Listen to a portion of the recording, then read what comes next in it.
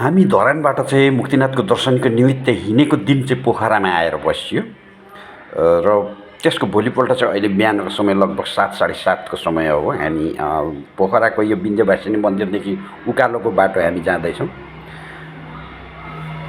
यो बाटो चाहिँ बागलुङ हाइवे भनिँदो रहेछ। पर्वत बागलुङ हुँदै मेगदी र मुस्ताङसम्म, मुस्ताङको अप्पर मुस्ताङ लोमाङथाङसम्म त्यो चाइनाको बोर्डरसम्म पुग्ने बाटो हो यो। करिबन बाटो सबै माथिसम्म नै राम्रै छ भन्ने हाम्रो विचार हो। यो पोखरा एरियामा त अत्यन्तै राम्रो रहेछ। हामी तपाईँहरूलाई पोखरा एरियाको एसयु भिडियो मार्फत देखाउँदैछौँ र बाँकी पनि माथि नैसम्म देखाउनेवाला छौँ।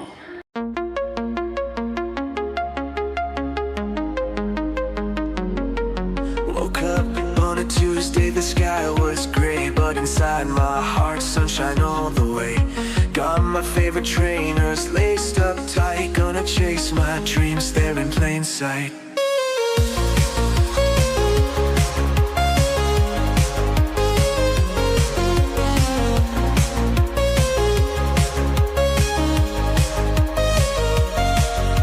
Traffic jam, but I don't mind at all. Roll down my window, hear the city call. Life's a game, a dance, a crazy time. No rush, no fuss, let's just enjoy the ride. Stars are out, let's wish on them bright. Hold on tight, make the most of tonight.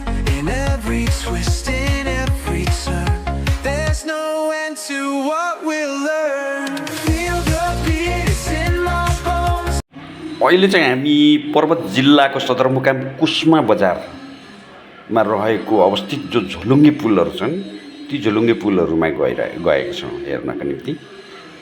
नेपालकै लामो झोलुङ्गे पुल भनिन्छ यिनीहरूलाई, तर झोलुङ्गे पुल चाहिँ धेरै नै रहेछ यो क्षेत्रमा, अत्यन्तै धेरै छ। 5-6 वटा चाहिँ एउटै क्षेत्रमा लगाइएको छ। बागलुङ र कुस्मा पर्वत जिल्लाको सदरमुकाम कुस्मालाई जोड्नको निमित्त वारिपारि चाहिँ झोलुङ्गे पुलहरू लगाइएको जस्तो बुझ्यो। यो चाहिँ रोहन खिमदिङ मेरो केटा, र यो केटाले चाहिँ मोरङ केराबारीको झोलुङ्गे पुल पनि देखेको रहेछ। यो पुलहरूभन्दा त त्यो मोरङ केराबारीको झोलुङ्गे पुल लामो छ भन्ने कुराहरू यसले गरिरहेछ। मेरो विचारमा त्यत्रो धेरै लामो चाहिँ छैन होला, उनीहरूले जति क्लेम गरे अनुसार चाहिँ। अब सुनौ, केराबारीको फिल्म गर्नेको केराबारीको योभन्दा लामो छ। यो चाहिँ भनेको चाहिँ जाँदाखेरिको बाटोको दृश्यहरू हो। यिनीहरू भनेको चाहिँ पर्वत जिल्ला बागलुङ जिल्ला अन्तर्गत पर्न जान्छ। कस्तो रहेछ हेर्दै जाउँ। अगाडिको दृश्यहरू पनि हामी यसै अन्तर्गत देखाउँदै जानेछौँ। यो चाहिँ मेरो केटा रोहन लिम्बू।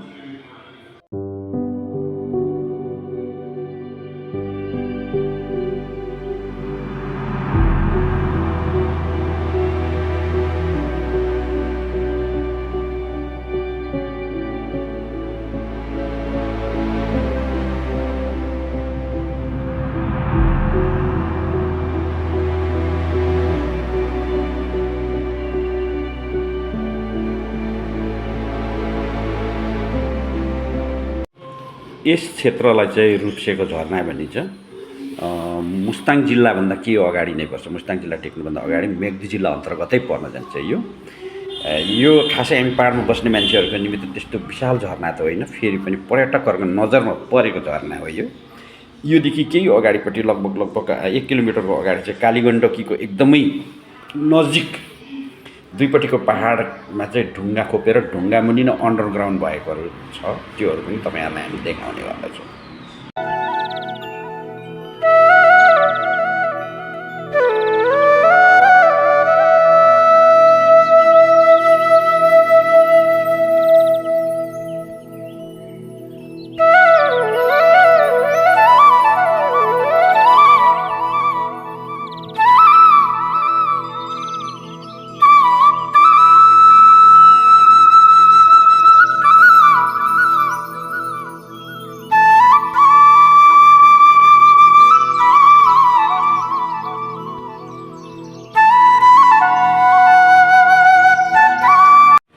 यो क्षेत्रमा चाहिँ कालीगण्डकीको एकदमै साह्रो नजदिक दुईटा पहाडको बिचमा चाहिँ आएको पानी छ। दुईटै पहाड ढुङ्गै ढुङ्गा भएको कारणले पानीको कटानबाट चाहिँ ढुङ्गै खोलिएर आएको अवस्था छ जो यस्तो तरिकाले देखिँदैछ पानी।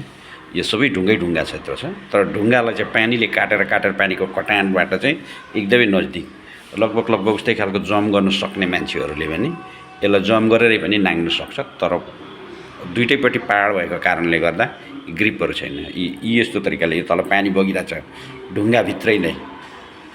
त्यो यो भनेको चाहिँ रूप्सेको झरनादेखि करिबन 1 किलोमिटरको दूरीमा अवस्थित छ कालीगण्डकीको सबैभन्दा नजिक क्लोज ठाउँ। अब चाहिँ हामी मुस्ताङ जिल्ला अन्तर्गत पर्न जाने मुस्ताङ क्षेत्रको कोल्ड डेजर्ट क्षेत्रमा चाहिँ प्रवेश भइसकेको अवस्था छ। करिबन 9000 फिटभन्दा उच्च हाइटमा चाहिँ अवस्थित क्षेत्रहरू हो यिनीहरू। यो बाटो चाहिँ हामी जुमसुम मुस्ताङको सदरमुकाम जुमसुम हुँदै मुक्तिनाथ मन्दिरसम्मको यात्रा यस्तै बाटोमा हामी गर्नेछौँ। र अब भनेको चाहिँ रुखपातहरू पनि अलिक कमी मात्रामा पाइन थालिन्छ। यो प्रकारको सानो रुखहरू मात्रै यो क्षेत्रमा पाइन्छ। जुमसुमै बजारमा 12 बजे हावा सरर, जुमसुमै बजारमा 12 बजे हावा सरर। ए हजुर घर हाम्रो पोखरा, अहिलेसम्म भएको छैन घरबार, घर हाम्रो पोखरा।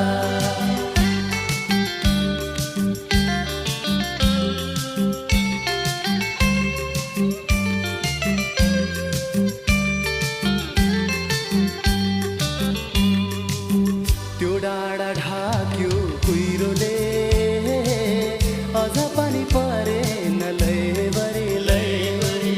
त्यो डाँडा ढाक्यो कुहिरोले, अझ पानी परेन लैबरी। दिल चुडिला। हाम्रो देशको सबभन्दा सुन्दर सम्पत्ति भने चाहिँ प्रकृति।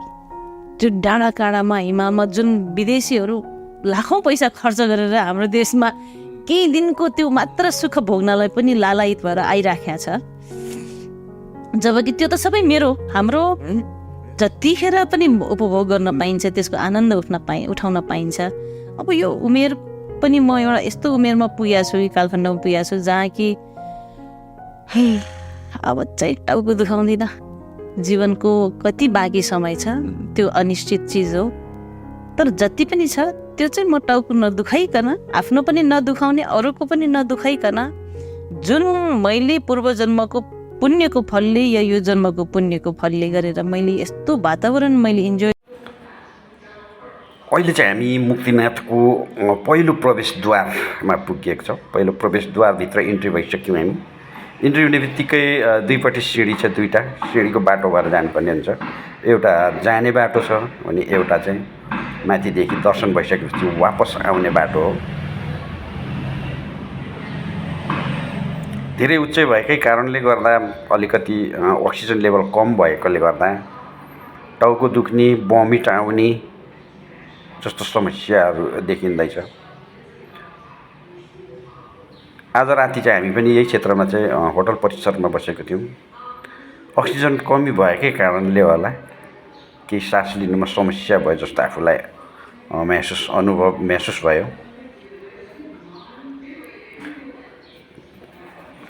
र अहिले चाहिँ उकालो जाने कामहरू सिँढी हामी निरन्तर गइरहेछौँ।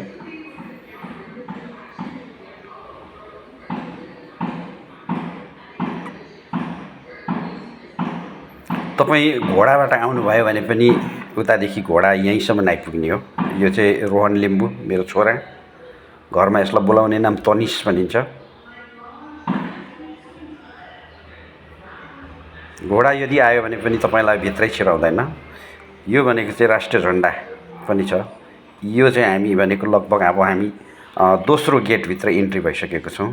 र योहरू भनेको चाहिँ दाहिने बायाँको दृश्यहरू, हिमालहरू, पर्वत श्रृङ्खलाहरू र मुनि नैसम्म पनि मन्दिर परिसरमै पनि कतिपय हिउँहरू छ। अहिले आजभन्दा 1 दिन अगाडि 2 दिन अगाडि चाहिँ हिमपात पनि यहाँ भएको थियो भन्ने कुराहरू सुन्नेमा आयो। तर अहिले चाहिँ घाम लागिरहेछ, राम्रो छ वातावरण।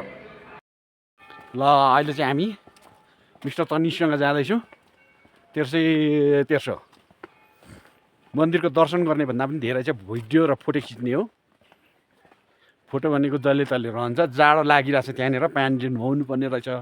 अब नुहाउनु चाहिँ सकिँदैन, बिमारी चाहिँ नहुने भन्ने हाम्रो धारणा हो। अब फेरि बिमारी भइयो भने साह्रो पऱ्यो। पानी 2टा पोखरी पनि छ त्यहाँनिर, 2टा पोखरीमा चाहिँ डुब्नु पर्ने, अनि पानीमा 108वटा धारामा चाहिँ नुहाउँदै कुद्नु पर्ने। अब त्यसो गऱ्यो भने त जाडो धेरै, यहाँ टेम्परेचर -डिग्री कति डिग्री छ मलाई पनि थाहा छैन। सबै पानीहरू जमेको हुँदाखेरि -10 भन्दा चाहिँ कम्ती छैन भन्ने मेरो चाहिँ आफ्नो बुझाइ हो।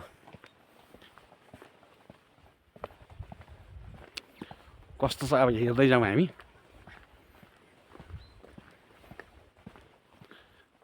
बडा रमणीय रहेछ, रमणीय दृश्य छ।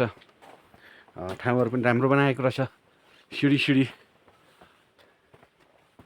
ढुङ्गा पनि यो लोकल ढुङ्गाहरू लगाएको रहेछ।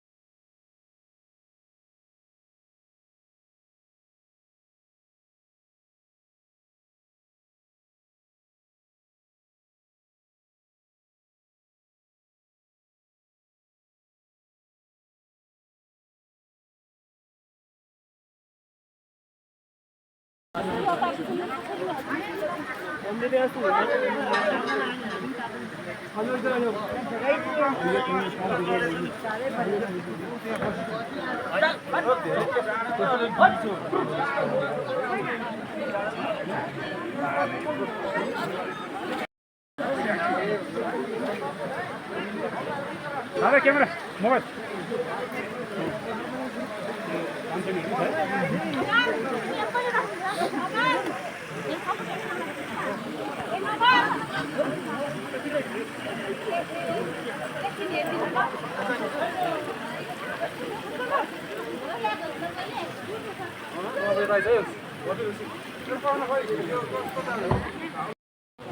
ल अहिले चाहिँ हामी दर्शन गरेर वापस हुने क्रममा छ। यहाँनिर चाहिँ गरम पानीहरूको व्यवस्था गरिएको रहेछ। गरम पानी भने चाहिँ सिप पिउनको निमित्त मुक्तिनाथ मन्दिर परिसर समितिद्वारा चाहिँ आयोजन गरिएको रहेछ भन्ने कुरो बुझ्यो।